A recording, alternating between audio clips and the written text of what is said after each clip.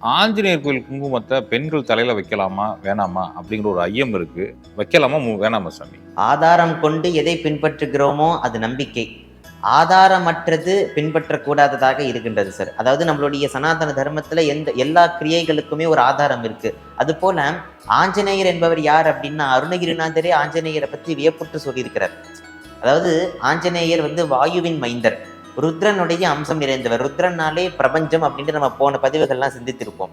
ஆக இந்த ஒட்டுமொத்த பிரபஞ்சத்துடைய பேராற்றலையும் தனக்குள்ளே அடக்கி வைத்திருப்பவர் ஆஞ்சநேயர். மேலும் நவ வியாகரண பண்டிதர். வியாகரணம்னா இலக்கணம்னு அர்த்தம். 9 வகையான இலக்கணங்களையும் கற்று தேர்ந்த பண்டிதர், நவ வியாகரண பண்டிதர்னு பேரு. குருவின் கிட்ட அதிகமான பக்தி கொண்டவர். தொண்டர் அப்படின்னாலே அருணகிரிநாதர் அனுமனைத்தான் முதல்ல சொல்லியிருக்கிறார். அதே மாதிரியே குரு கிட்ட மிகுந்த பக்தி உடையவர், மிகுந்த பேச்சாற்றல் உடையவர், இந்திரியங்களை தன்னுடைய கட்டுப்பாட்டுக்குள் வைத்திருப்பவர், இப்படி பற்பல திறமைகளை கொண்டவர் ஆஞ்சநேயர். அப்படி அவருடைய பிரசாதத்தை நாம் எல்லாம் சாப்பிட்டு அவருடைய பிரசாதங்களை நம்ம இட்டுக்கொள்வதன் மூலியமாக மேற்கண்ட பலன்களை நாமும் அடையலாம்.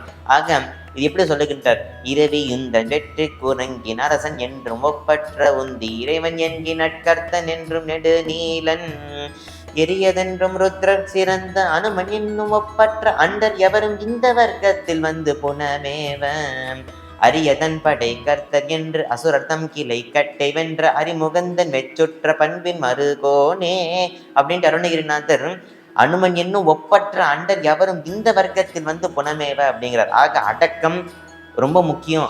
அந்த அடக்கம் வேணும் அப்படின்னா ஆஞ்சநேயரை கண்டிப்பா நம்ம எல்லாரும் வணங்கணும் சார். அதெல்லாம் பெண்கள் கண்டிப்பாக ஆஞ்சநேயரை வணங்கணும். இதுல எந்த குற்றமும் இல்லை. கூடவே அவருடைய பிரசாதத்தை நம்ம எடுத்து நெத்தியில வைக்கும்போது எந்த விதமான பிரச்சனைகள் இன்னல்கள் எதுவுமே வராது சார். அதனால கண்டிப்பா எடுத்து வைக்கணும்.